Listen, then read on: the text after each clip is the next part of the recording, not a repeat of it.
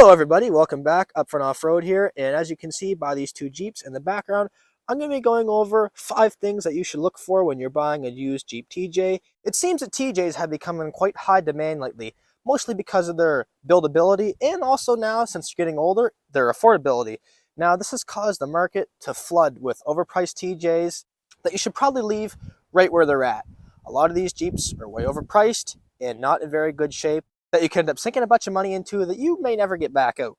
Oftentimes people will try to pretty these up and make them look not anywhere near as bad as they are, but there's a few simple ways you can get around that and see what these Jeeps are really hiding. Now, one thing about TJs, you're really not going to find a perfect one, especially up here in Canada above the Rust Belt. They're all going to have some minor issues, but if they have any of these major issues, just be aware of what you're getting yourself into.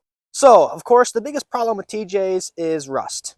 A lot of them are rotten now, since a lot of them are 20 plus years old. A lot of them are rusty, and rust is the most costly, expensive, and hardest thing to fix. One of the biggest problems with TJs is that their frame rusts out. Now, this is one of the more important components of your Jeep, and if your frame is rusted out, it's going to be a very big deal to fix. It's going to cost you a lot of money, a lot of time. Most mechanics or garages won't even do that for you, so if it's not something you can do yourself, you might be stuck with it. This can be a very expensive and difficult fix. A few hot spots that you should check include under the rear control arm bracket and a hole by the rear fender well. Also where the front power steering box mounts to the frame, I've seen a lot of them rot out there. And also under the front control arm brackets, and also the front cross member too, which is kind of a difficult one to see, but they have a habit of rotting out there as well.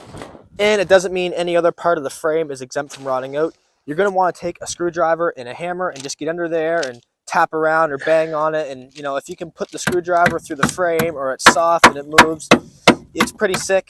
Now the main issue with these frames rotting out is that it's not a sealed frame. It's full of holes, so a lot of people, of course, they drive them in the mud or the snow or the salt, and all that mud, snow, salt, and water gets in the frame and slowly rots it out from the inside. And also a lot of people don't undercoat these Jeeps, which is one of their biggest downfalls. It makes them rot out so much faster. Sum that all up, if you find a TJ that has major issues with the frame, a lot of holes, or it's been patched up really bad, unless you really want a big project and you're a very capable fabricator or you have a good frame, it's still going to be a very expensive, timely, and difficult repair. But if you're someone just getting into it, looking for your first Jeep, I would avoid one with any major frame issues. Next, the floors. It's really, really hard to find a TJ without at least rusty floors up here, or even floors with holes in them. A lot of them have been patched, a lot of them are rusty, and a lot of them still have holes in them. So you're going to want to pull up the carpets and check for rot. You're going to want to do this with a hammer and a screwdriver, or just even by looking at it if it's all patched up and there's a lot of holes and it's rotten. Unless you're capable of fixing that yourself and you're a good fabricator, good with a welder, you're probably going to want to leave that right where it's at.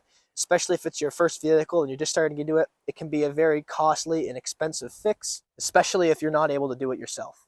So the next thing you're going to want to look at before you buy a Jeep TJ is what engine does it have. If it has the 2.5 liter 4-cylinder engine, I would recommend that you probably don't buy it. Now it depends too, it's not necessarily a bad engine, it's just that the 4-liter inline 6 is a way better option, especially if you plan on running bigger tires and doing a lift.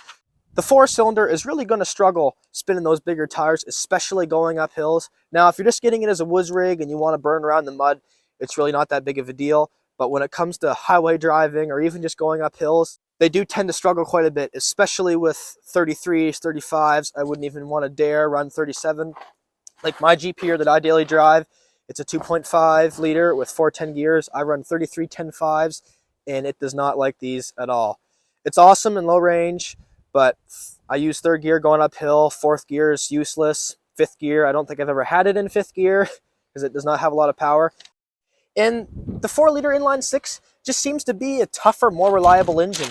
I have 2 Jeeps with the 4-liter and I've had 0 issues with them.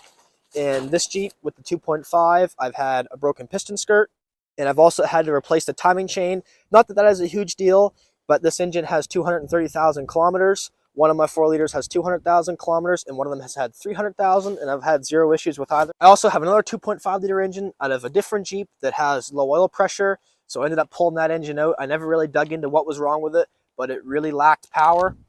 I did end up replacing it with a 4-liter and had no issues whatsoever. The 2.5 makes 118 horsepower and 137 foot-pounds of torque, compared to the 4 liters 190 horsepower and 235 foot-pounds of torque.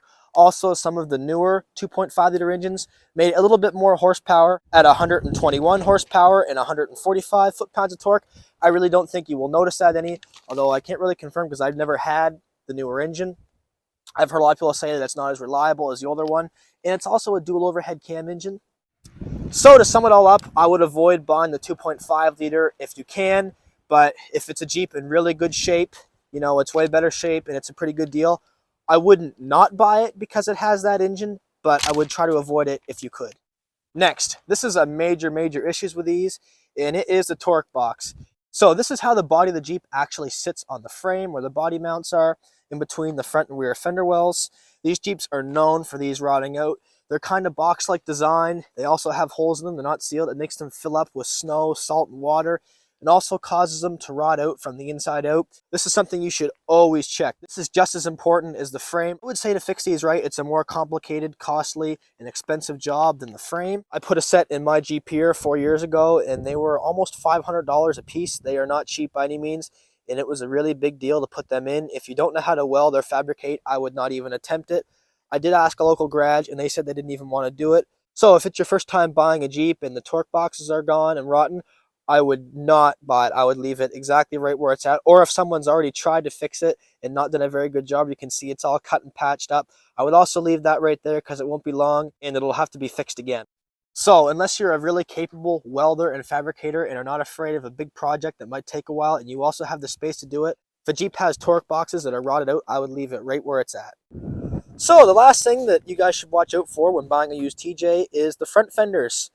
It's really hard to find a Jeep where these aren't rotten on, and a lot of people will also pretty these up and fill them full of body fill and paint them so they look like they're in good shape, but in a year or so they're gone.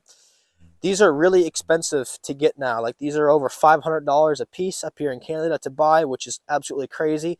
I put new ones on my 98 4 years ago, and they were a couple $100 a piece. They have gone crazy, and they're also fairly difficult to put in. So as you can see from a distance, this fender looks like it's in pretty good shape, just needs a paint job.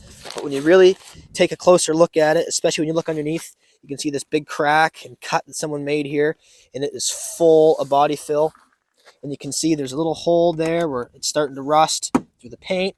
It's very soft. You can just see it and feel it moving. So if you took a screwdriver or a hammer, it will go right through that. And if you come up underneath, you can see there is really not a whole lot left of this fender, and the driver's side being in the same condition. Now, one thing you're also going to want to check for when you're buying a Jeep is right around here somewhere. If there is a crack or there's rust spots coming all the way across, that could mean that the torque box is also rotted out, because once the front of the torque box is gone and it's no longer supporting the body of the Jeep, it puts more weight than there should be on the front fender, and it starts to bend a little bit, and it will usually cause it to crack and rust there. So that's something you're going to want to watch out for. If it has that issue going on, chances are the torque boxes is probably rotted out, which is going to be way more work than you're going to want to dig into. And it's also a fairly big job to replace fenders. Not as big as a frame or the torque box or the floors, but I would avoid it if you can. If it's your first time getting into a Jeep and the fenders are rotted off it, I would avoid that as well. So I hope this video helps you guys. If you thought that was a good video and you want to support me, hit that subscribe button, and we'll see everyone later.